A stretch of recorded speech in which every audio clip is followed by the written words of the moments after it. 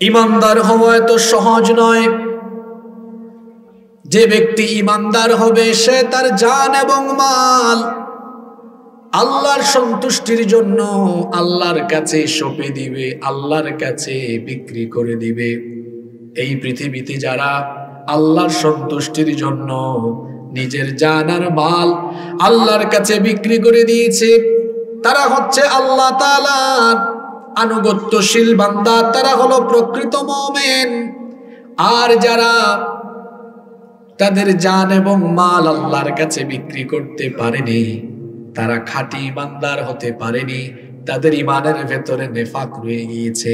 এজন্য আল্লাহ এই দুই শ্রেণীর মানুষ সম্পর্কে কোরআনে কারীমে সুন্দর করে বলে দিয়েছেন। কোরআনে কারীমের 2 নম্বর সূরা সূরাতুল বাকারা এর 207 নম্বর আয়াতে রব্বুল আলামিন বলছেন, وَمِنَ النَّاسِ مَن يَشْرِي نَفْسَهُ ابْتِغَاءَ مَرْضَاتِ اللَّهِ وَاللَّهُ رَءُوفٌ بِالْعِبَادِ।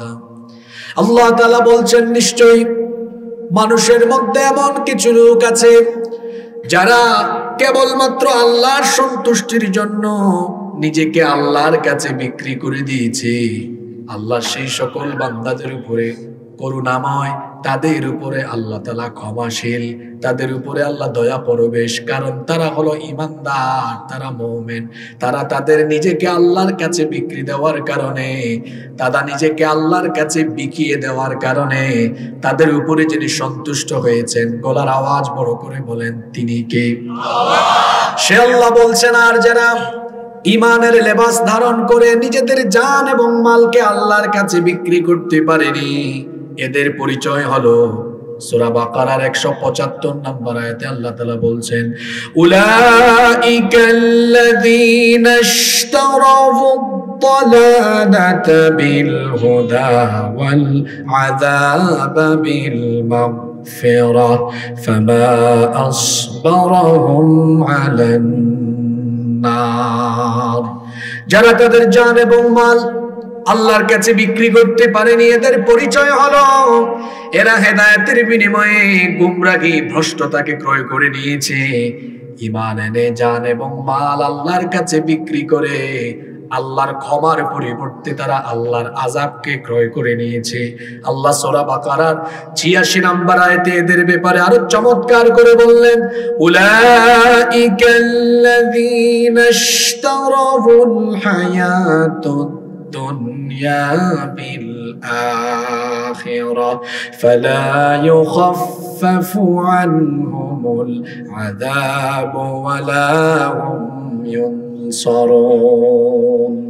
আল্লাহ তাআলা বলছেন, এরা হলো তারা যারা আখিরাতের পরিবর্তে দুনিয়ার জীবনকে ক্রয় করে নিয়েছে। এদের কাছে আখিরাতের চাইতে দুনিয়াটা বড়, অথচ ঈমানদার যারা, মুমিন যারা, আল্লাহ বলছেন তাদের কাছে দুনিয়ার চাইতে আখিরাত হলো উত্তম। বাল তুফিরুনাল হায়াতাদ দুনিয়া ওয়াল আখিরাতু খায়রুন ওয়া আবকা। তোমরা দুনিয়াকে প্রাধান্য দাও, অথচ দুনিয়ার চাইতে আখিরাতের আবাস হলো উত্তম। মুমিন তো সেই আখিরাতে আল্লাহর সন্তুষ্টি আর আল্লাহর জান্নাতের জন্য তার নিজের জীবনকে যার কাছে বিক্রি করে দিয়েছে। গলার আওয়াজ বড় করে সবাই বলেন, তিনি কে? আল্লাহ। ঈমানদার হওয়া এত সহজ নয়, মুমিন হওয়া এত সহজ নয়। মুমিন হতে হলে নিজের জান আর মালকে আল্লাহর কাছে বিক্রি করে দিতে হবে। এই আয়াতে আল্লাহ তাআলা আল্লাহর প্রতি বান্দার ঈমানকে একটা ব্যবসায়িক সম্পর্কের মতো তুলনা করেছেন। অর্থাৎ আল্লাহ তাআলা বলছেন, মুমিনের জান মাল আমি কিনবো। এই ব্যবসার মধ্যে আল্লাহ হয়ে গেলেন কাস্টমার, আল্লাহ হয়ে গেলেন ক্রেতা, আর বান্দা হয়ে গেল বিক্রেতা। ব্যবসায় যেমন পণ্য থাকে, ক্রেতা বিক্রেতা এবং বিনিময় থাকে, আল্লাহর প্রতি বান্দার ঈমানের এই বিষয়টিকে আল্লাহ তাআলা ব্যবসায়িক সম্পর্কের সাথে উপমা দিয়ে, তুলনা দিয়ে সবগুলো বিষয় আল্লাহ আয়াতে উল্লেখ করলেন। এখানে পণ্য হিসাবে আল্লাহ বান্দার জান আর মালকে উল্লেখ করেছেন, আর বান্দাকে আল্লাহ তাআলা বিক্রেতা বানিয়ে আল্লাহ নিজে ক্রেতা হয়ে তারপরে বলছেন, বান্দা যদি তার এই পণ্য জান আর মাল বিক্রেতা হয়ে আমার কাছে বিক্রি করতে পারে, আমি আল্লাহ ক্রেতা হয়ে এটা ক্রয় করে বিনিময় হিসাবে আমার জান্নাত আমি তাকে দান করে দিব। আপনারা আমার কথা বুঝতেছেন? আচ্ছা, ব্যবসার মধ্যে কি থাকে? কাস্টমার থাকে, বিক্রেতা থাকে, তারপরে পণ্য থাকে, বিনিময়ও থাকে। থাকে না চারটা জিনিস?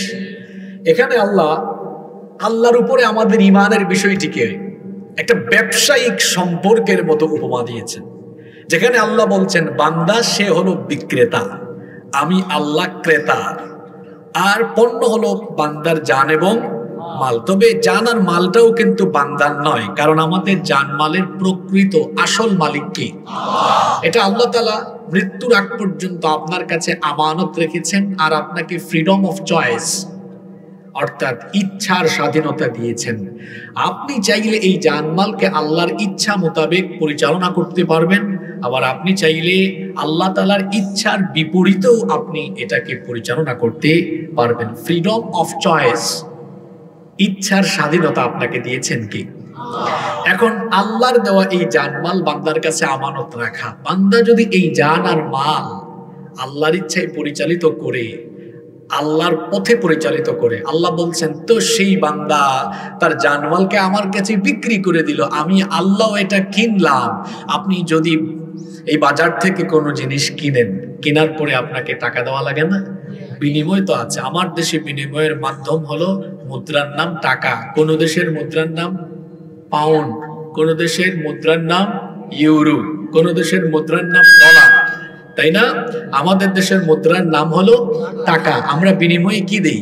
টাকা দেই। আল্লাহ বলছেন এই যে তোমার আর আমার ঈমানের সম্পর্ক, এটা একটা ব্যবসায়িক সম্পর্কের মতো। তুমি তোমার জানমাল আমাকে দিয়ে দিলে, আমি কিনলাম, আর বিনিময় হিসেবে সেরা এবং উত্তম বিনিময়, যে বিনিময়ের চাইতে উত্তম আর কোনো বিনিময় হতে পারে না, এমন বিনিময় আমার জান্নাত আমি তোমাকে দান করে দিলাম। আপনারা খুশি না বেজার? তবে শর্ত হলো, আমার এই পুরস্কার জান্নাত পেতে হলে তোমার জান আর মালকে আমার কাছে কি করতে হবে? এখন বিক্রি করা বলতে আপনি কি বুঝেন? এটাই হলো আসল কথা। আপনাদের মনোযোগ আছে? এই আয়াত আমি এমনি ধরে নাই। বাংলাদেশে এখন যে চরম উত্তেজনাকর মুহূর্ত চলছে, এই সময়ের আমাদের জন্য করণীয় এই আয়াতের ভেতরে আছে। মনোযোগ আছে তো আপনাদের? আমার হাতে এটা কি? এটা একটা কোম্পানি বা তার প্রতিনিধি আমার কাছে বিক্রি করেছে, অথবা এটা যদি পুরাতন মোবাইল হয়, মনে করেন ওনার কাছ থেকে আমি এটা কিনলাম, কেনার আগ পর্যন্ত এটা ছিল ওনার। আমি যখন কিনে ফেললাম, কেনার পরে এখন এই মোবাইলটাকে ওনার ইচ্ছায় পরিচালিত হবে না আমার ইচ্ছায়? আমার ইচ্ছায় আমি কিনে ফেলেছি। তাহলে যিনি বিক্রেতা হন ওই পণ্য, যিনি ক্রেতা হন, পণ্য এটি ব্যবহার হয় ক্রেতার ইচ্ছায় না বিক্রেতার ইচ্ছায়? এটা গুরুত্বপূর্ণ প্রশ্ন, সবাই জবাব দিবেন। একটা পণ্য ইউজ হয় বিক্রেতার ইচ্ছায় না ক্রেতার ইচ্ছায়? আপনি যে কাপড়টা পরে আসলেন, এই কাপড়টাও তো কেউ না কেউ আপনার কাছে বিক্রি করেছে, আপনি কাস্টমার হয়ে এটা কিনেছেন। এখন এই কাপড়টা ওই দোকানদারের ইচ্ছায় পরিচালিত হয় না আপনার ইচ্ছা আপনি ইউজ করেন? আজকে বৃহস্পতিবার পড়তে মন চাইছে, পইরা ফেলছেন। ওই দোকানদার যদি বলে ভাই বিক্রি করলাম, আপনি এটা জুমার দিনে পইরেন, মঙ্গলবারে পইরেন, আপনি মানবেন? ধর বেটা, টাকা দিয়ে কিনছি জিনিস আমার যেদিন ইচ্ছা যখন ইচ্ছা তখন পড়বো। তাহলে আমার জানমাল, আপনারা একটু আগে বলছেন হুজুর আমরা ইমানদার মুমিন, তো আমরা ইমানদার মুমিন, আমরা তো মুমিন হতে হলে ঈমান আনার আগেই জানমালকে বিক্রি করে দিতে হয় কার কাছে? তাহলে জানমাল কি আপনার? তাহলে এই জানমাল এখন পরিচালিত হবে আপনার ইচ্ছায় না আল্লাহর ইচ্ছায়? জোরে বলেন, আপনার ইচ্ছায় না আল্লাহর ইচ্ছায়? এখন দেখা গেল আজান হয় আপনি নামাজে যান না, এখন দেখা গেল আল্লাহর আদেশ নিষেধ আপনি মানেন না, যে ব্যক্তি নিজেকে মোমেন হিসাবে পরিচয় দেয় অথচ আল্লাহর আদেশ নিষেধ মানে না, জানমাল তার নিজের ইচ্ছায় শয়তানের ইচ্ছায় পরিচালিত হয়, আল্লাহর ইচ্ছায় পরিচালিত হয় না, সে হলো ঈমানের বেশধারী খাঁটি মুনাফিক। ওর ঈমানের ভেতরে ভাইরাস ঢুকেছে। এই ভাইরাসের নাম হলো নিফাকের ভাইরাস। এই ভাইরাসের নাম কি? এরা হেদায়াতের পরিবর্তে গুমরাহিকে ক্রয় করে নিয়েছে, আর তারা ভাবছে এই ব্যবসা লাভজনক। আল্লাহ বলছেন না, উলাইকাল্লাযীনা ইশতারাউদ দালালাতা বিল হুদা ফামা রাবিহাত তিজারাতুহুম ওয়া মা কানু মুহতাদিন। সূরা বাকারার আয়াত। আল্লাহ বলেছেন এরা ভাবছে হেদায়াতের পরিবর্তে গুমরাহি ক্রয় করে আমরা খুব লাভবান হয়েছি। আল্লাহ বলেছেন না, নেভার এভার। ফামা রাবিহাত তিজারাতুহুম, তোমাদের ব্যবসা লাভজনক হয়নি। ওয়া মা কানু মুহতাদিন, আর এরা হেদায়াত প্রাপ্ত হতে পারে। তাহলে হেদায়াত প্রাপ্ত কারা? যারা তাদের জান আর মালকে বিক্রি করে দিয়েছে কার কাছে? জান আর মাল যারা আল্লাহর কাছে বিক্রি করে দিয়েছে, বিক্রি করে দিয়ে আল্লাহর সাথে যারা এই ঈমানের সম্পর্ক স্থাপন করেছে, আল্লাহ বলছেন এরা ব্যবসা করেছে। আল্লাহ তাআলা এটাকে বড় বরকতময় ব্যবসা বলেছেন। কোরআনে কারীমে সূরা সাফের 10 নম্বর আয়াত থেকে আল্লাহ কি বলছেন শুনে নিয়া, আইয়ুহাল্লাযীনা আমানু হাল আদুল্লুকুম আলা তিজারাতিন তুনজিকুম মিন আযাবিন আলীম। হে ঈমানদারেরা, আমি কি তোমাদেরকে এমন একটি ব্যবসার কথা বলে দিব না যে ব্যবসার সন্ধান দিলে পরে কিয়ামতের কঠিন আযাব থেকে তোমাদেরকে বাঁচিয়ে দেওয়া হবে। আমরা বললাম আল্লাহ ব্যবসাটা কিসের ব্যবসা? এটা কি চালের ব্যবসা, পেঁয়াজের ব্যবসা, চিনির ব্যবসা, না গমের ব্যবসা? আল্লাহ ব্যবসার সন্ধান আমাদেরকে দেন। আল্লাহ পরের আয়াতে ব্যবসার সন্ধান দিয়ে দিলেন। আল্লাহ বললেন ব্যবসাটা হলো তুমিনুনা বিল্লাহি ওয়া রাসূলিহি ওয়া তুজাহিদুনা ফি সাবিলিল্লাহি বিআমওয়ালিকুম ওয়া আনফুসিকুম যালিকুম খায়রুল লাকুম ইন কুনতুম তা'লামুন। সেই ব্যবসা হলো তোমরা আল্লাহ এবং তার রাসূলের উপর ঈমান আনবে। আল্লাহ আর রাসূলের উপর ঈমান এনে তোমাদের জান আর মাল দিয়ে আল্লাহর পথে লড়াই করবে, আল্লাহর পথে জিহাদ করবে। যদি তোমরা তোমাদের জান আর মাল আল্লাহ আর রাসূলের ইচ্ছায় পরিচালিত করতে পারো, তাহলে আমি আল্লাহ তোমাদেরকে 3টা পুরস্কার দিব। জোরে বলেন কয়টা পুরস্কার?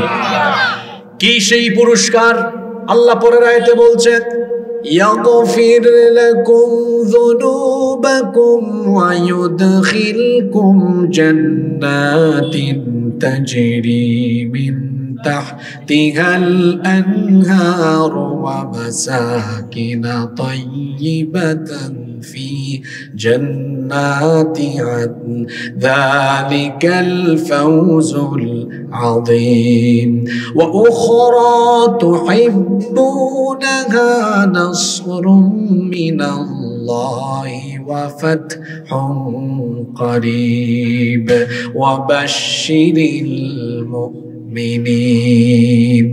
আল্লাহ তাআলা বলছেন যদি আমার সাথে জান আর মাল দিয়ে তোমরা আমার সাথে ঈমানে এই ব্যবসায় চুক্তিবদ্ধ হও, যদি তোমরা জান মাল আমার ইচ্ছায় আমার পথে আমার রাস্তায় খরচ করো, আমার পথে জিহাদ করো, তাহলে 3টা পুরস্কার দিব। 1 নাম্বার পুরস্কার হলো ইয়াগফির লাকুম যুনুবাকুম, তোমাদের যত গুনাহ আছে সব গুনাহ আমি মাফ করে দিব। 2 নাম্বার ويدخلكم جنات تجري من تحتها الأنهار ومساكن طيبة في جنات عدن, এমন জান্নাতে তোমাদেরকে দাখিল করাবো যেই জান্নাতের তলদেশ দিয়ে ঝর্ণা ধারা বহমান আছে। এমন জান্নাত যা তোমার জন্য উত্তম আবাসস্থল এবং তোমার জন্য চিরস্থায়ী ঠিকানা। এটা 2 নাম্বার পুরস্কার। আর 3 নাম্বার পুরস্কার হলো এই যে জানমাল দিয়ে আল্লাহর পথে লড়াই করো, ইচ্ছে হলো আল্লাহর হুকুমত আল্লাহর জমিনে আল্লাহর দিন যেন প্রতিষ্ঠা হয়, যেন আল্লাহর তরফ থেকে মদদ আসে, বিজয় আসে। বান্দারে শোনো, এটাও আমি দিয়ে দিব। ওয়া উখরা তুহিব يحبونها نصر من الله وفتح قريب وبشر المؤمنين।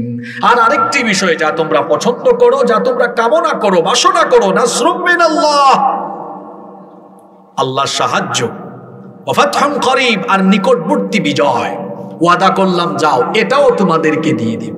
সুবহানাল্লাহ। তাহলে মুমিন জান আর মাল দিয়ে আল্লাহর পথে লড়াই করলে তিনটা পুরস্কার, ক্ষমা, জান্নাত, আর তিন বিজয় দিবেন কে? আল্লাহ। জোরে বলেন, বিজয় দিবেন কে? আল্লাহ। তাহলে কথা বুঝে থাকলে বলেন, মুমিন বিজয়ী হবে কোয়ান্টিটি, কথা বুঝতেছেন? দেখেন এই আয়াত কেমনে ঢুকে যাচ্ছে এখন সমসাময়িক বিষয়ের সাথে, মনোযোগ আছে তো? তাহলে মুমিন বিজয়ী হবে কোয়ান্টিটি, পরিমাণ, সংখ্যা দিয়ে না আল্লাহর সাহায্যে? কথা বলছেন না তো আপনারা?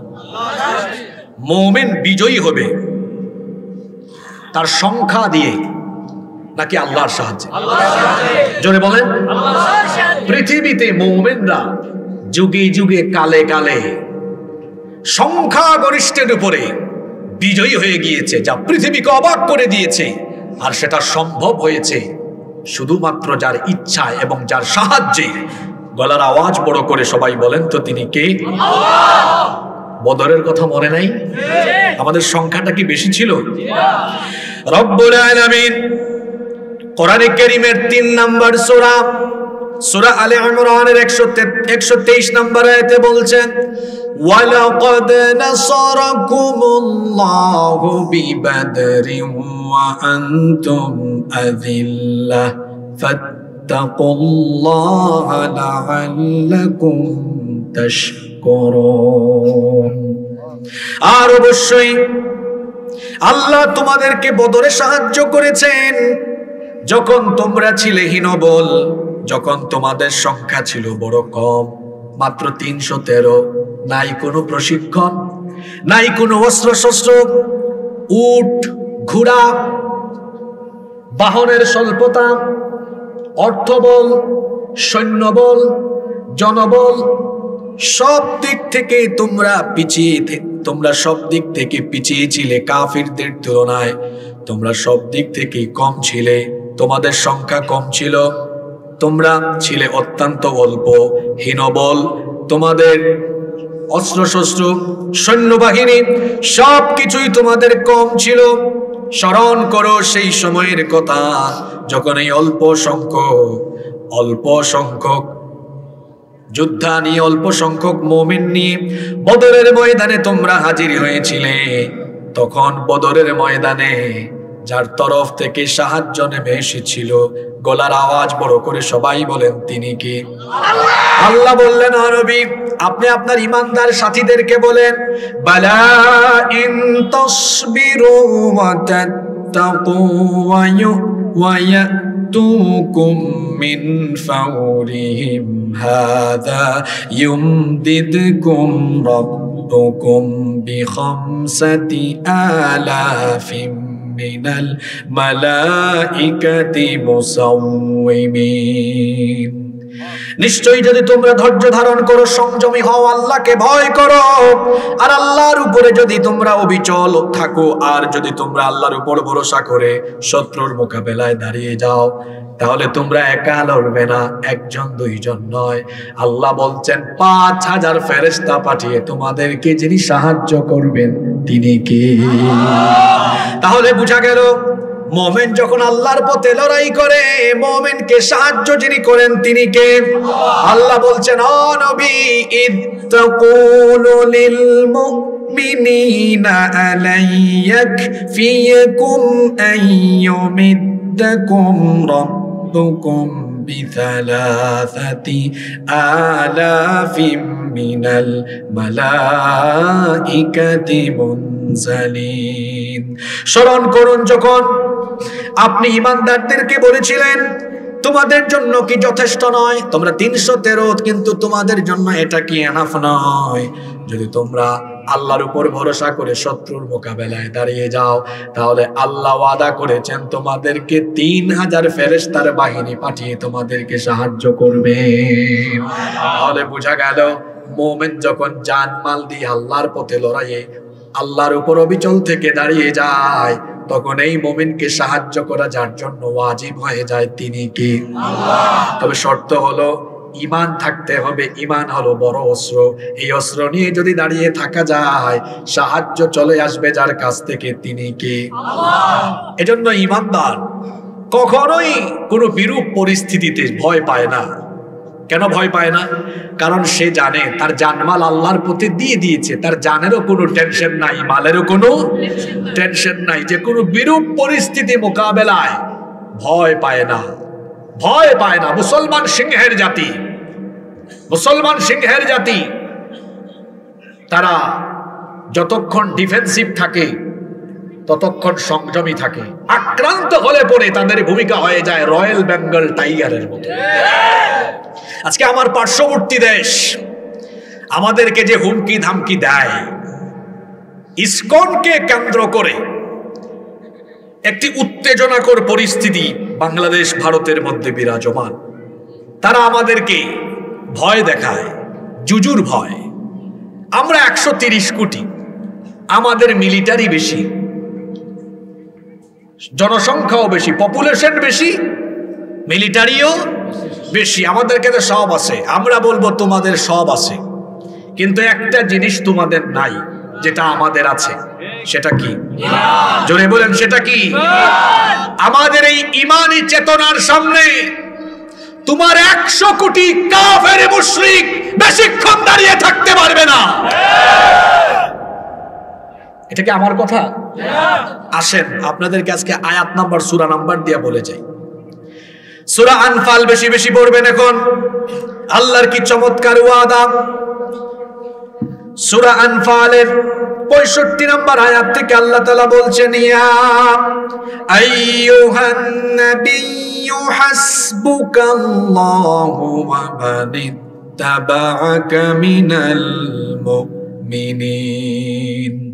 হে নবী, আপনার জন্য এবং মুমিনদের জন্য আল্লাহ তাআলা যথেষ্ট, আল্লাহ আপনাদের জন্য যথেষ্ট। সুতরাং নবী আমি বলছি শুনেন পরের আয়াত, ইয়া আইয়ুহান নাবিয়্যু হাররিদিল মুমিনিনা আলাল কিতালি ইয়াকুম মিনকুম 20 সাবিরুনা ইয়াগলিবু মিআতাইন ওয়া ইয়াকুম মিনকুম মিআতুন ইয়াগলিবু আলফাম মিনাল্লাযীনা কাফারু বিআন্নাহুম কওমুন লা ইয়াফকাহুন।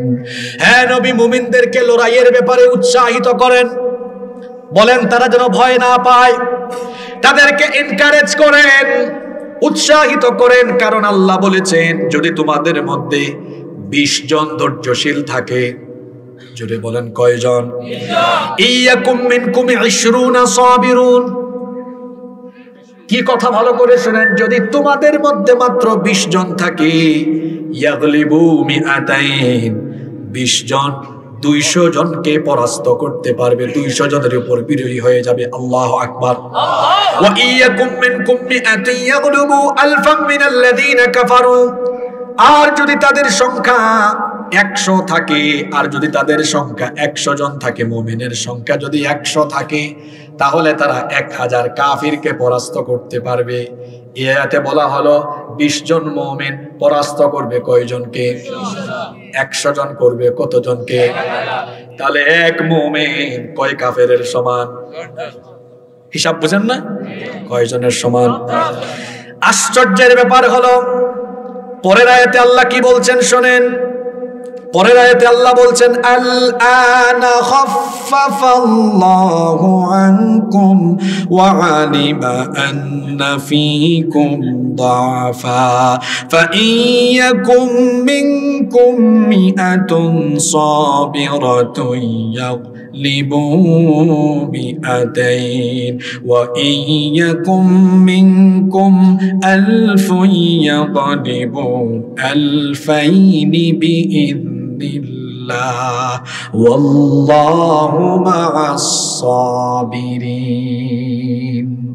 খুব খেয়াল করে শুনেন আল্লাহ বলছেন ফাইয়াকুম মিনকুম মিআতুন সাবিরা আর যদি তোমাদের 100 জন ধৈর্যশীল থাকে ইয়াগলিবু মিআতাইন তাহলে তারা 200 জনকে পরাস্ত করবে আর যদি 1000 জন থাকে 2000 জনকে পরাস্ত করবে দুই আয়াতে আল্লাহ দুই কথা বললেন যদি আমরা প্রথম আয়াতটাকে গ্রহণ করে নেই তাহলে 20 জনে 200 জনে কত জোরে বলেন কত অর্থাৎ আল্লাহ একটা পরিমাণ দিয়েছেন যে মুমিন কখনো সংখ্যা দিয়ে বিজয়ী হয় না মুমিন বিজয়ী কোয়ান্টিটি দিয়ে হয় না হয় কোয়ালিটি দিয়ে জোরে বলেন কি দিয়ে আমরা পার্শ্ববর্তী দেশকে বলবো আমাদের অন্তত ইমানি চেতনা আছে এই কোয়ালিটি নিয়ে তারা আমাদেরকে বলে যে এদের সংখ্যা আর কত আমরা 20 কোটি এর মধ্যে যদি 14-15 কোটি হয় 15 ইনটু 10 কত হয়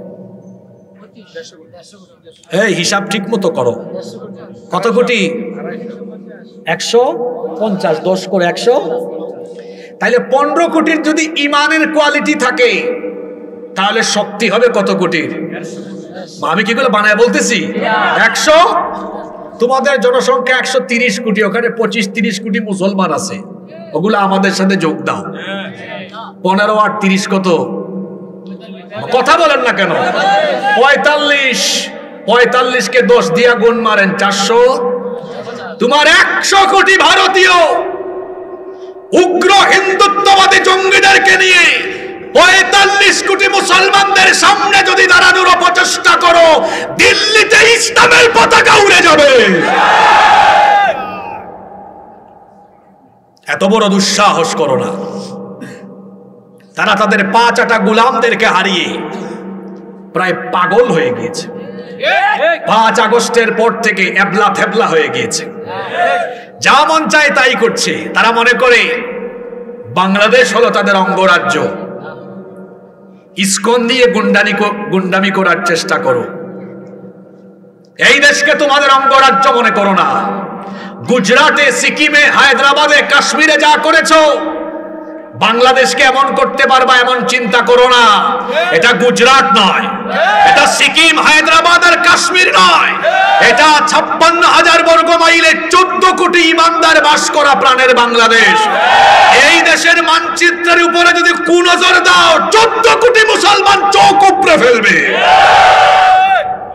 এত সহজ নয় অস্ত্র শস্ত্র দিয়ে আমাদের মোকাবেলা করা যাবে না আগের ফেরাউন তো গুলি চালিয়েও আমার দেশের দামাল ছেলেদেরকে দমাতে পারেনি দেখেন নাই পুলিশ কয় স্যার একটা মারি 4টা দাঁড়িয়ে যায় আগের ফেরাউনের সামনে একটা মারলে 4টা দাঁড়িয়েছে তোমরা যদি আমাদেরকে মোকাবেলার চেষ্টা করো একটাকে মারলে 1000 দাঁড়িয়ে যাবে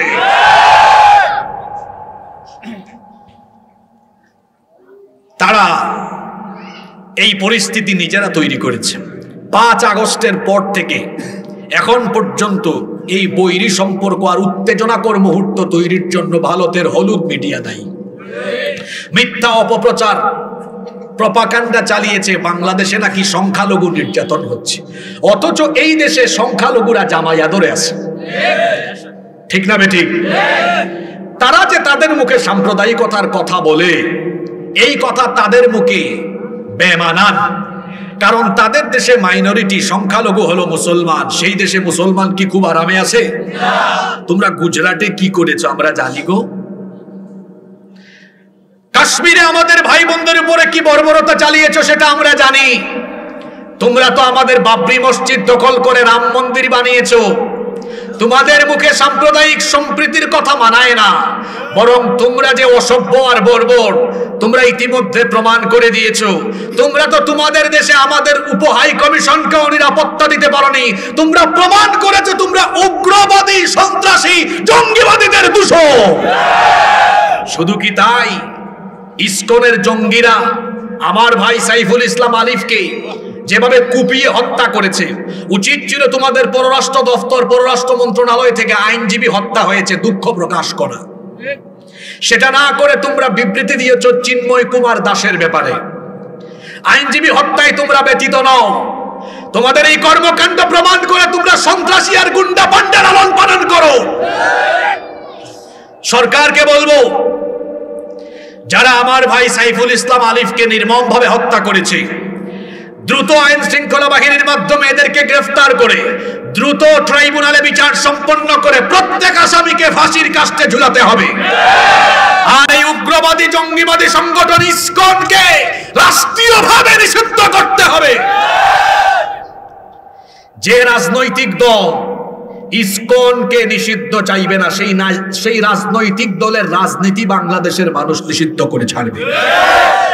আমার দেশে কিছু রাজনীতিবিদ দেখতে পাচ্ছি প্রথম আলো প্রেম, ডেইলি স্টার প্রেম আর ইসকন প্রেম। হ্যাঁ গো ভাই, আপনি এখনো প্রথম আলোকে চিনেননি, ডেইলি স্টারকে চিনেননি, আপনি ইসকনকে এখনো চিনেননি। এই দেশে ভারতীয় আধিপত্যবাদ বাস্তবায়নে যারা ভারতের হাতিয়ার হয়ে কাজ করেছে, তার মধ্যে গুরুত্বপূর্ণ প্রতিষ্ঠান হলো, সংগঠন হলো এই ইসকন, প্রথম আলো, ডেইলি স্টার। এদের পক্ষে যারা সাফাই গাইবে, এই বাংলাদেশের মানুষ তাদেরকে ফ্যাসিস্টদের দোসর মনে করবে।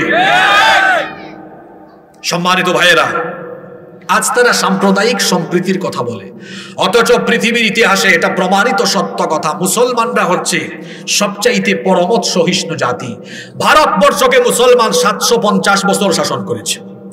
সুদীর্ঘ 750 বছরের শাসন আমলে মুসলমান শাসকগণ কখনোই কোনো মন্দির বা অমুসলিমদের উপাসনালয় দখল করেননি। 47 থেকে নিয়ে 24, কত বছর হইল? 53 আর এদিকে 24, 77 বছরে তোমরা কাজটা কি করেছো? তোমরা আমাদের মসজিদ দখল করেছো, আমাদের মসজিদের মিনারের উপরে তোমাদের গেরুয়া পতাকা উড়িয়েছো। কিন্তু আমরা বাংলাদেশে কি কখনো হিন্দু ভাই বোনদের উপরে কোনো হামলা করেছি? যেটা তারা বলে এটা সম্পূর্ণ অপপ্রচার। আর আমার দেশে চিন্ময়ের সাথে যারা লাফালাফি করছে, আমি তাদেরকে বলবো, সুখে থাকতে ভূতে খিলায়। সুখে থাকতে আমার দেশে সংখ্যালঘুরা আরামে আছে না নাই? কথা বলেন, আরামে আছে না নাই? অনেক আরামে আছে। তারা এরকম থাকবে, কারণ আমরা পরধর্মকে সম্মান করতে জানি, অন্য ধর্মের মানুষকে আমরা ভালোবাসতে।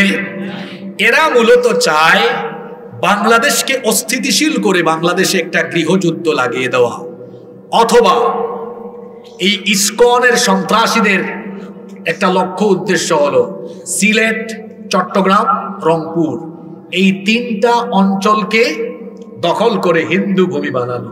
দেখেন না, রিপাবলিক বাংলা একটা ভারতীয় চ্যানেল আছে, ময়ূখ রঞ্জন নামে এক সাংবাদিক নামের সাংঘাতিক লাফালাফি করে স্টুডিওতে ঢুকে, ব্যাং যেমন লাফায় সেও তেমন, আর ম্যাপ মানচিত্র নিয়ে বলে এই যে চট্টগ্রাম, এটা যদি দখল করা যায়, অনেক অনেক অনেক অনেক কথা বলে।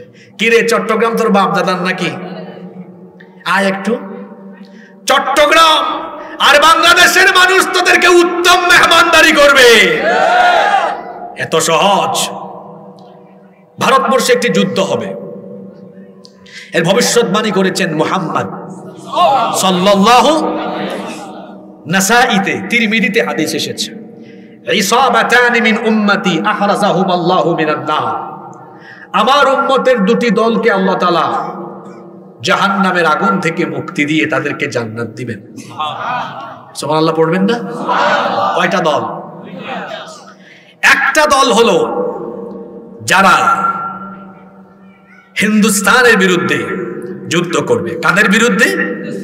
ইসাবাতুন তাগজুল হিন্দ, যারা হিন্দুস্তানের বিরুদ্ধে যুদ্ধ করবে। ওয়া ইসাবাতুন তাকুনু মা ঈসা ইবনে মারইয়াম আলাইহিস সালাম, আরেক দল যারা ঈসা আলাইহিস সালামকে সহযোগিতা করবে, তার সাথী হবে। তাহলে হিন্দুস্তানে যুদ্ধ হবে। এই যুদ্ধে যারা অংশগ্রহণ করবে এদেরকে জাহান্নাম থেকে মুক্তি দেওয়ার ঘোষণা দিয়েছেন কে? রাসূলের ভবিষ্যৎবাণী আমরা এমনিতেই জানি। তোমাদের সব পাওয়ার আছে, কিন্তু আমাদের মতো স্পিরিচুয়াল পাওয়ার, আধ্যাত্মিক পাওয়ার তোমাদের নাই। আমাদেরকে আমাদের রাসূল বলে গিয়েছেন এখানে একটা যুদ্ধ হবে। আরেকটি হাদিস আছে, যদিও মুহাদ্দিসগণ এটাকে সনদের দিক থেকে দাঈফ বলেছেন। আবু হুরায়রা রাদিয়াল্লাহু আনহু বলেছেন, আমি থাকলে তো আমি জানমাল দিয়ে ওই যুদ্ধে শামিল হব। আবু হুরায়রার মতো আমরাও বলছি, আমরাও যদি এটা খালি সুযোগ পাই, জান মাল বাজি রেখে আমরা হিন্দুস্তানের বিরুদ্ধে লড়াই করব। এই বাংলাদেশের দিকে কেউ বাঁকা চোখে তাকালে আমরা সেটা সহ্য করব না। পাশের দেশ হিসাবে প্রতিবেশী সুলভ, বন্ধুত্ব সুলভ আচরণ করলে আমাদের কোনো আপত্তি, কিন্তু দাদাগিরি আর প্রভুগিরি দেখাতে যদি চাও, এদেশের 20 কোটি জনগণ দেশ প্রেমের চেতনায় ঐক্যবদ্ধ হয়ে তোমাদেরকে যদি মোকাবেলা আরম্ভ করে, তোমাদের মানচিত্র 7 সিস্টার নয়, শুধু 7 সিস্টার সহ তোমাদের মানচিত্র টুকরা টুকরা হয়ে দিল্লির লাল কেল্লা ইসলামের পতাকা আমরা উড়ায় দেব ইনশাআল্লাহ। জাতিকে ঐক্যবদ্ধ থাকতে হবে। ইউনূস সাহেবকে ধন্যবাদ, তিনি জাতীয় ঐক্যের ডাক দিয়েছেন। আমরা তাকে অনুরোধ করব, দেশের এই ক্রান্তিকালীন মুহূর্তে প্রত্যেক রাজনৈতিক দল থেকে সংখ্যাগরিষ্ঠতার ভিত্তিতে প্রতিনিধি নিয়ে একটি জাতীয় সরকার, শক্তিশালী জাতীয় সরকার গঠন করা এই মুহূর্তে অত্যন্ত জরুরি।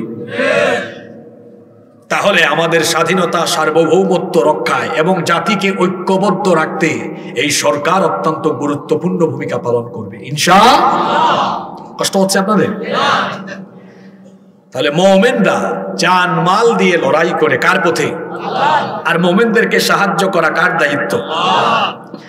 আল্লাহ তাআলা আয়াতের পরের অংশে বলছেন, ইউকাতিলুনা ফি সাবিলিল্লাহি ফায়াকতুলুনা ওয়া ইউকাতালুন। এইসব মুমিনদের পরিচয় হলো তারা লড়াই করে কার পথে? ইউকাতিলুনা ফি সাবিলিল্লাহ, তারা লড়াই করে আল্লাহর পথে। ঈমানদার তো তারা। সূরা নিসার ৭৬ নম্বর আয়াতে আল্লাহ বলছেন, আল্লাযীনা আমানু ইউকাতিলুনা ফি সাবিলিল্লাহ, ঈমানদার তারা, আল্লাহর পথে লড়াই করে যারা।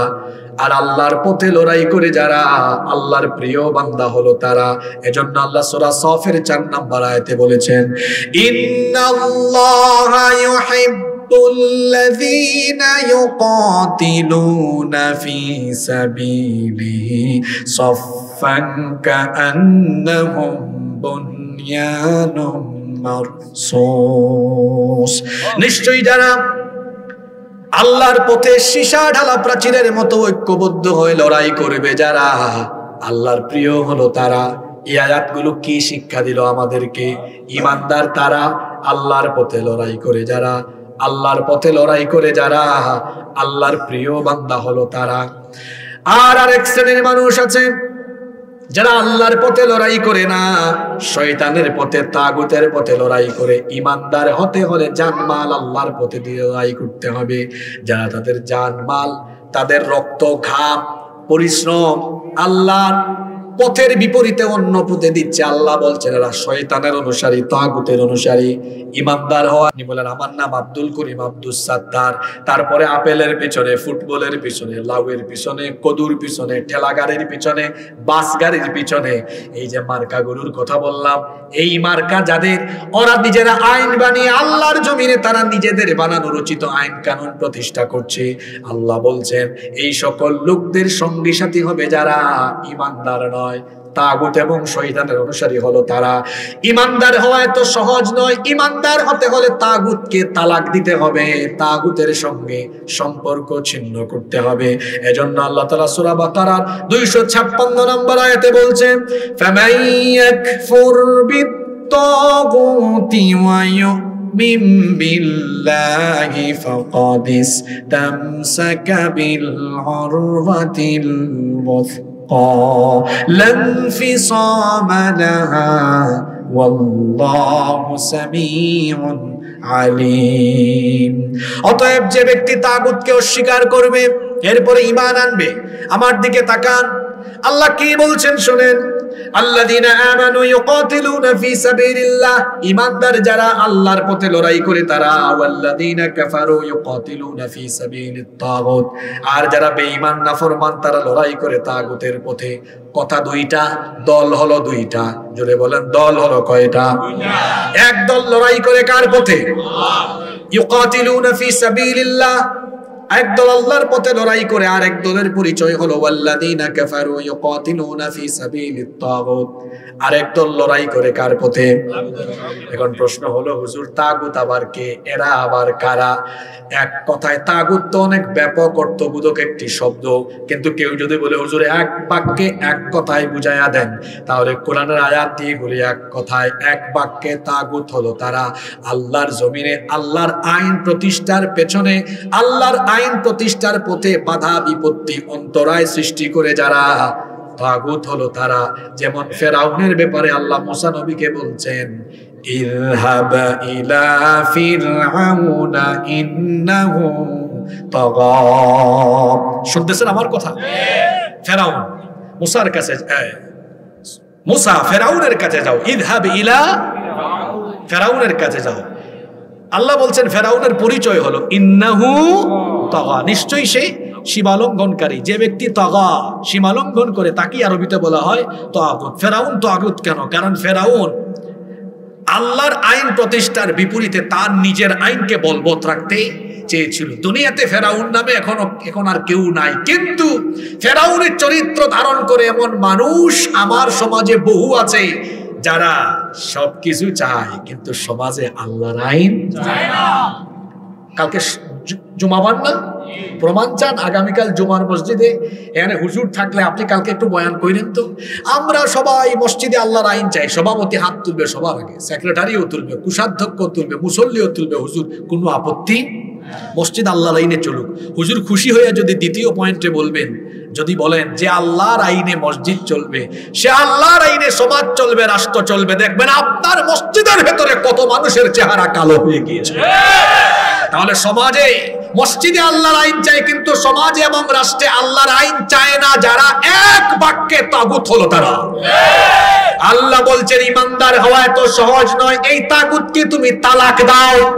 فمن يكفر بالطاغوت ويؤمن بالله فقد استمسك بالعروة الوثقى لا انفصام لها والله سميع عليم।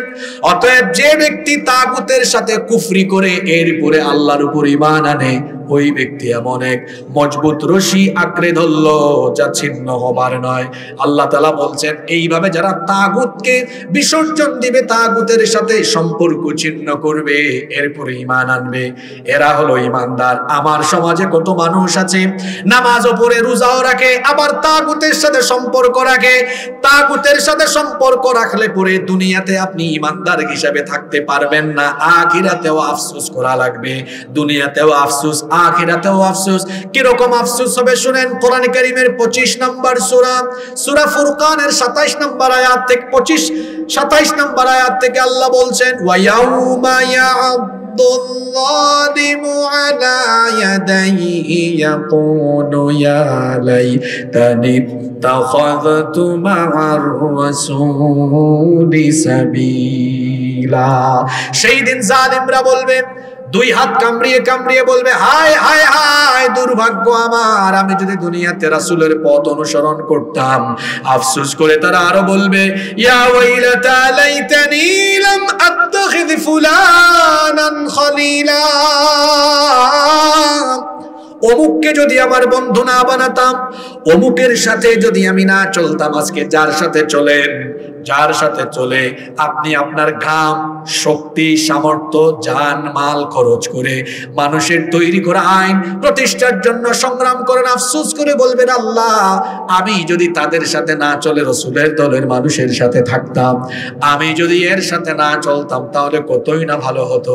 কিয়ামতের ময়দানে আফসোস করার আগে এখন আমরা দুনিয়াতে আছি, দুনিয়াতে থাকা অবস্থায় এখন ভালো হয়ে যাওয়া ভালো না খারাপ? যুবক ভাইদেরকে বলছি, আপনাদেরকে অনেকে ক্ষমতার হাতিয়ার হিসেবে আপনাদেরকে ব্যবহার করে। আপনারাও আবেগের ঠেলায় না বুঝে সামনে পিছনে মোটরসাইকেল শুডাউন করে এদের কাছে চামচার মতো ব্যবহৃত হন, ইউজ হয়ে যান আপনারা। আপনাদেরকে বলছি ভাইয়েরা, এই যৌবন আর তারুণ্য কারো চামচামির জন্য দেওয়া হয় নাই। এই যৌবন আর তারুণ্য দেওয়া হয়েছে আল্লাহর জমিনে আল্লাহর দ্বীন কায়েমের জন্য। আত্মসম্মান বোধ বাড়াও। ছাত্রদেরকে, তরুণদেরকে, যুবকদেরকে বলবো, কারো ক্ষমতার হাতিয়ার হয়ে তার চামচা হয়েও না, আল্লাহর জমিনে আল্লাহর গোলাম হয়ে আল্লাহর দ্বীন কায়েমে কাজ করতে হবে। আল্লাহ বুঝার তৌফিক দেন। আল্লাহ বলছেন আমার মুমিনদের পরিচয় হলো ইউকাতিলুনা ফি সাবিলিল্লাহি ফায়াকতুলুনা ওয়া ইউকতালুন। তারা লড়াই করে কার পথে? এই পথে নিহত হয়, অর্থাৎ শহীদ হয়। যারা নিহত হয় আল্লাহ তাদেরকে মৃত বলতে নিষেধ করেছেন। ওয়ালা তাকুলু লিমান ইউকতালু ফি সাবিলিল্লাহি আমওয়াতুম বাল আহয়াউম ওয়ালাকিন লা তাশউরুন। যারা আমার পথে নিহত হয়েছে তাদেরকে তোমরা মৃত বলো না, বরং তারা জীবিত।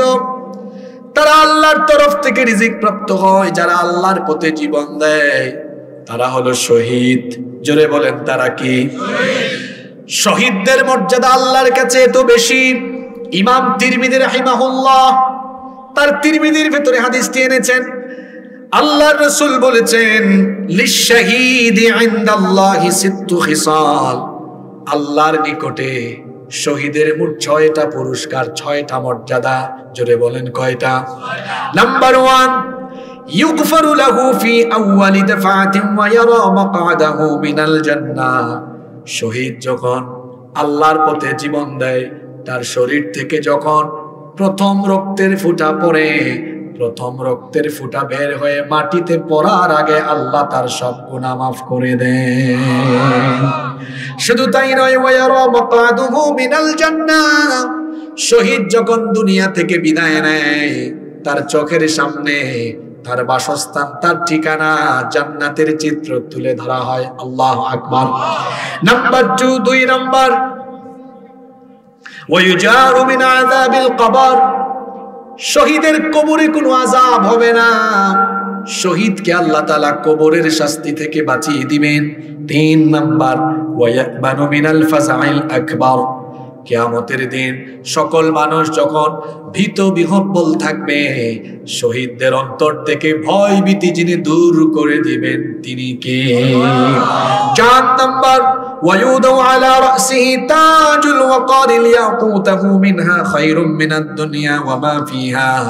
ইয়াকুত পাথরের তৈরি মাথার মুকুট আল্লাহ তাআলা শহীদদের মাথায় পরিধান করাবেন। 5 নাম্বার, ويزوج 72 زوجة من الحور العين। সুনয়না, ডাগর ডাগর চক্ষু বিশিষ্ট সুনয়না 72 জন হুরের সঙ্গে আল্লাহ শহীদদেরকে বিবাহ দিবেন। 6 এবং সর্বশেষ হলো ওয়ায়ুশাফা ফি 70 মিন আকারিবি। শহীদ তার আত্মীয় স্বজন বা নিকটবর্তী অন্তত 70 জনের জন্য আল্লাহর কাছে সুপারিশের সুযোগ পাবে। এই রকম শহীদের মর্যাদা যিনি বাড়িয়ে দিয়েছেন তিনি কি? আমিও মারা যাব, আপনিও মারা যাবেন, আমরা সবাই একদিন মারা যাব। বিছানায় মারা গেলেও মরবেন, হাসপাতালে মারা গেলেও মরবেন, আপনি রাস্তাঘাটে মরলেও মরবেন। মনে রাখবেন, সবচাইতে শ্রেষ্ঠ মৌতের নাম হলো শাহাদাতের মৌত। কারণ যেভাবেই মারা যান, মারা যাওয়ার পরে হিসাব আছে, বিচার আছে, কিন্তু শহীদের কাছ থেকে আল্লাহ কোনো হিসাব চাইবেন না, তাকে আল্লাহ কোনো বিচারও করবেন না। বিনা হিসাবে বিনা বিচারে আল্লাহ তাকে জান্নাত দিয়ে দিবেন। এই জন্যই তো নবীজির সাহাবীরা শহীদ হওয়ার জন্য পাগল পারা ছিলেন। শহীদ হওয়ার জন্য তারা প্রতিযোগিতা করতেন। শহীদ হওয়ার জন্য পরিস্থিতি এমন হয়েছে, তারা বাসর ঘরে নিজের সুন্দরী বউকে রেখে যুদ্ধের ডাক শুনলে পরে শহীদ হওয়ার জন্য পাগলের মতো দৌড় দিয়েছেন। আমি আপনি চিন্তা করেন, আমার আপনার জায়গা থেকে নিজের বিবি বাল বাচ্চা রেখে নিজের জীবনকে আল্লাহর পথে উৎসর্গ করে দেওয়া, এটা মুখের কথা নয়, এটা উপলব্ধির বিষয়। আল্লাহর রাসূলের সাহাবীরা শাহাদাতের মৌতের জন্য এত পাগল পড়া ছিলেন, শাহাদাতের মৌতের জন্য এত বেশি তামান্নায় থাকতেন, রাসূল ডাক দিলেই শহীদ হওয়ার জন্য পাগলের মতো তারা ছুটে যেতেন। আল্লাহু আকবার। এরকমই একজন সাহাবী নাম হলো হযরত জুলাইবিব রাদিয়াল্লাহু আনহু। এত কালো চেহারা, কুচকুচে কালো গায়ের চামড়া, উস্কো খুস্কো চুল, গরিব মানুষ, ঘর বাড়ি নাই, ভিটা মাটি নাই। তিনি ঈমান আনার পরে মসজিদে নববীতে আহলুস সুফার মধ্যে বসবাস করতেন।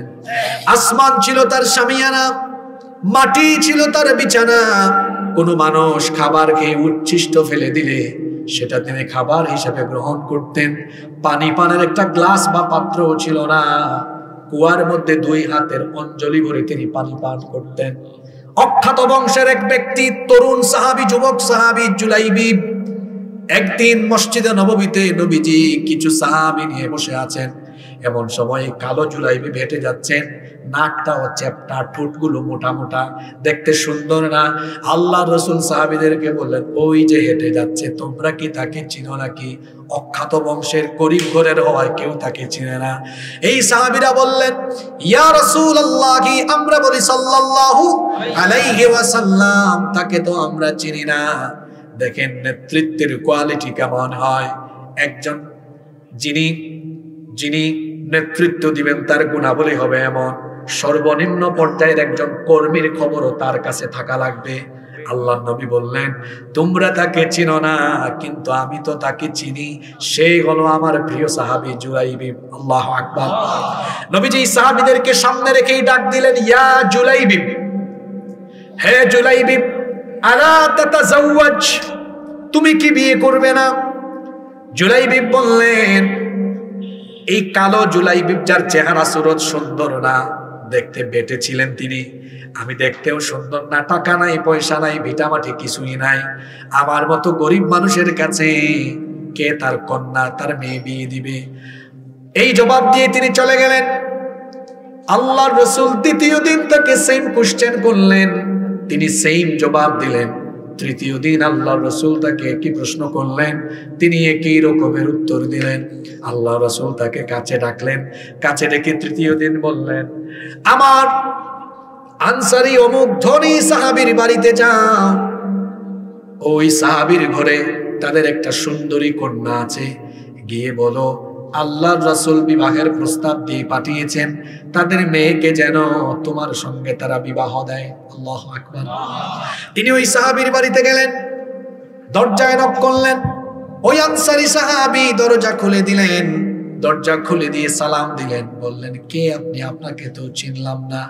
জুলাইবিব বললেন, আমার নাম জুলাইবিব, আমাকে পাঠিয়েছেন মুহাম্মাদুর রাসূলুল্লাহ সাল্লাল্লাহু। সঙ্গে সঙ্গে ওই আনসারী সাহাবী বললেন, ভেতরে আসুন, আল্লাহর রাসূল সম্ভবত কোনো পয়গাম দিয়ে আপনাকে আমার কাছে পাঠিয়েছেন। তিনি বললেন, হ্যাঁ, আল্লাহর রাসূল আপনাদের মেয়ের বিবাহের পয়গাম দিয়েছেন। ওই আনসারী সাহাবী মনে করলেন সম্ভবত রাসূল নিজে বিবাহ করার প্রস্তাব দিয়েছেন। তিনি বললেন, আমার কোনো আপত্তি নাই, আমি রাজি হয়ে গেলাম, আমার মেয়েকে রাসূলের সাথে বিবাহ দিতে কোনো আপত্তি নাই। জুলাইবিব বললেন, না, আপনাদের মেয়েকে রাসূল বিবাহ করার প্রস্তাব দেন নাই, রাসূল প্রস্তাব দিয়েছেন আপনাদের মেয়েকে আমার সাথে বিবাহ দেওয়ার জন্য। এই আনসারী সাহাবী এবার জুলাইবিবের মাথা থেকে পা পর্যন্ত তাকালেন, উস্কো খুস্কো চুল, ধুলাবালি যুক্ত বদন, ধুলাবালি যুক্ত শরীর, ছেঁড়া জামা কাপড়, গোটা শরীরে ধুলাবালু। তাকালেন, সাহস করে কিছু বলতেও পারলেন না, কারণ পাঠিয়েছেন রাসূল।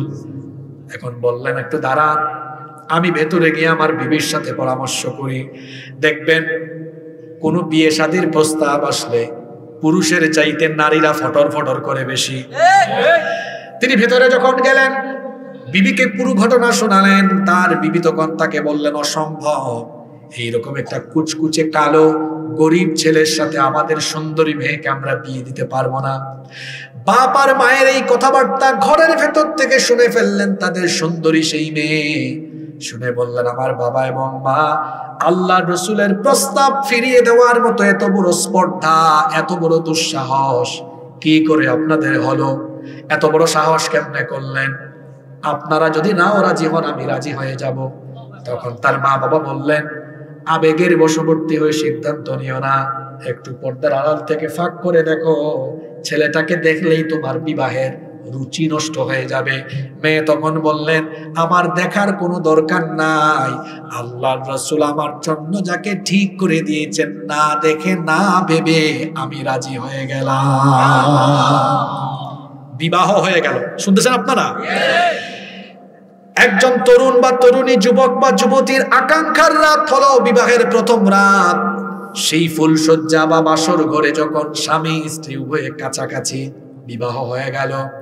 জুলাইবিব তার সুন্দরী বউয়ের একেবারে কাছাকাছি কথাবার্তা বলছেন। এমন সময় দরজার বাহির থেকে আওয়াজ কানে ভেসে আসলো, আইনা জুনুদুল্লাহ, আল্লাহর সৈন্যরা, আল্লাহর মুজাহিদেরা কোথায়? তীরের শলা থেকে যেমন তীর দ্রুত গতিতে বের হয়ে যায়, জুলাইবিব ঠিক ততটা দ্রুততার সাথে বিবি থেকে বিদায় নিয়ে উলঙ্গ তরবারি হাতে নিয়ে পাগলের মতো যুদ্ধের ময়দানে যেতে লাগলেন। গিয়ে তিনি 7 জন কাফিরকে জাহান্নামে পাঠায়া নিজেও শাহাদাতের অমীয় সুধা পান করলেন। যুদ্ধ শেষ হয়ে গেল। আল্লাহর নবী ময়দানে আসলেন, এসে বললেন, সব শহীদদের লাশকে সামনে আনো। সব শহীদদের লাশ আনা হলো। আল্লাহর নবীকে আল্লাহ তাআলা জানিয়ে দিয়েছেন, তোমার জুলাইবিব এই যুদ্ধে শহীদ হয়ে গিয়েছে। আল্লাহর রাসূল সাহাবীদেরকে বললেন, সবার লাশ তো আমার চোখের সামনে দেখছি, কিন্তু আমার হাবিবের লাশকে তো আমি দেখছি না।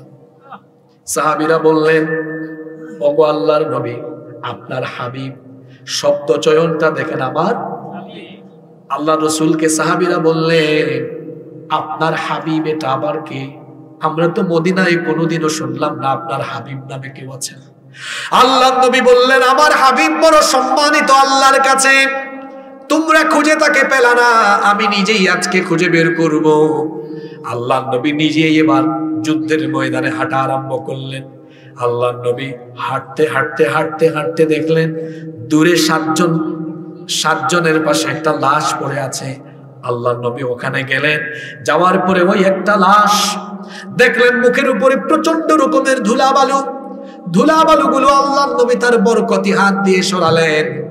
এরপরে আল্লাহর নবী চেহারাখানা দেখে চিনে ফেললেন, বসে গেলেন। বসে গিয়ে জুলাইবিবের দেহখানা আল্লাহর নবী তার উরু মুবারকে রেখে সাহাবীদেরকে বললেন, আসো, এসে দেখে যাও, এটা হলো আমার হাবিব। আল্লাহু আকবার। তারপরে নবীজি বললেন, সাহাবীরা সাক্ষ্য থাকো, আমার জুলাইবিব আজকে যা করলো আল্লাহকে খুশি করে ফেলেছে, আমি রাসূলকে খুশি করে ফেলেছে। এই জুলাইবিব বিয়ে করে তার বউয়ের সাথে বাসর ঘর করার সময়টাও কাজে লাগায় নাই, বাসর ঘর করে নাই, বরং আল্লাহর পথে, আল্লাহ আর রাসূলের পথে নিজের জানকে দিয়ে দেওয়ার জন্য এতটাই সে পাগল পারা ছিল। যুদ্ধের কথা শুনে তার জানটাকে আল্লাহর পথে কুরবানি দিল, রাসূলের পথে কুরবানি দিল।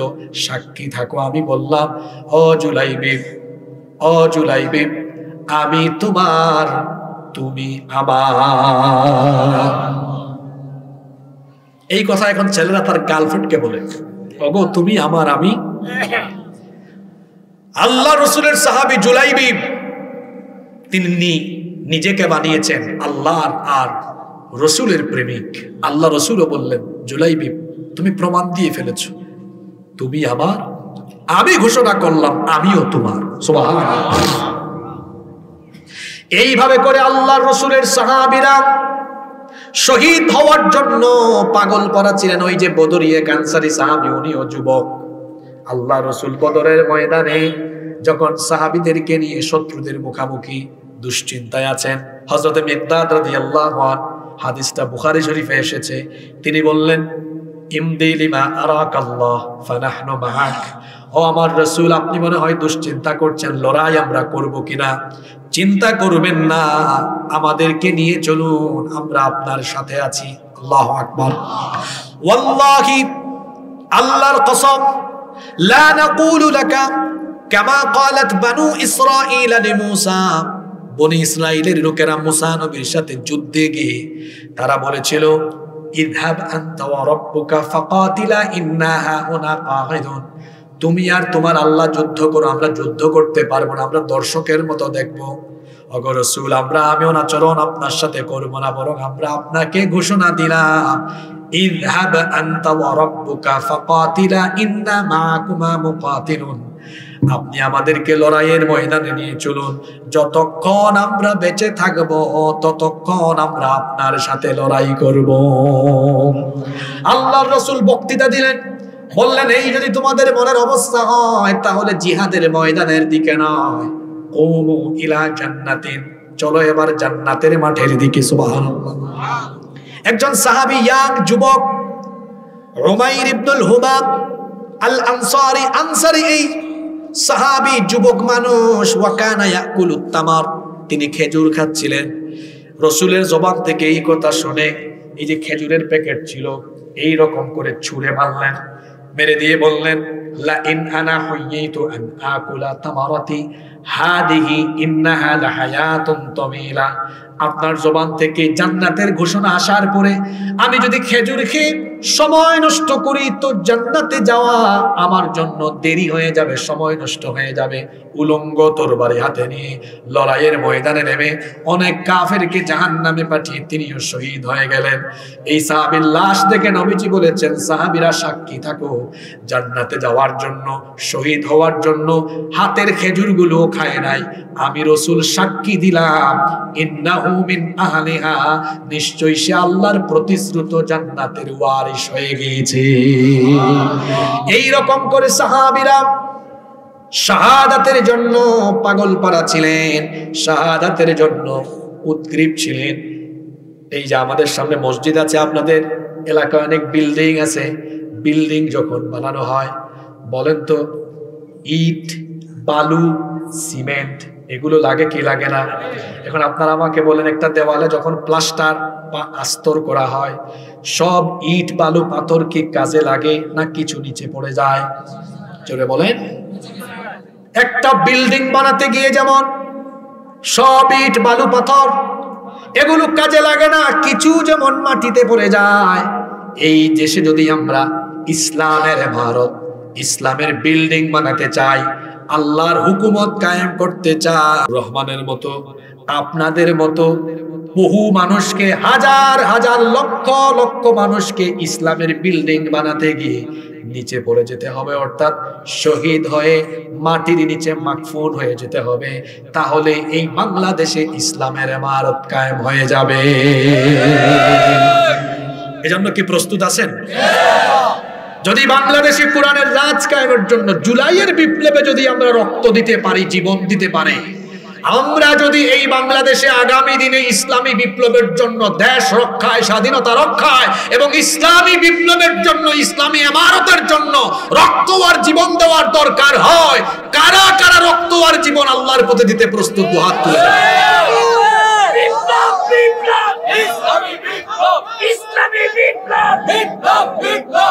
আল্লাহ সবার হাতগুলোকে কবুল করেন, আল্লাহ হাতগুলো কবুল করেন। শহীদ হন আর না হন, মনের মধ্যে তামান্না রাখবেন। কেন?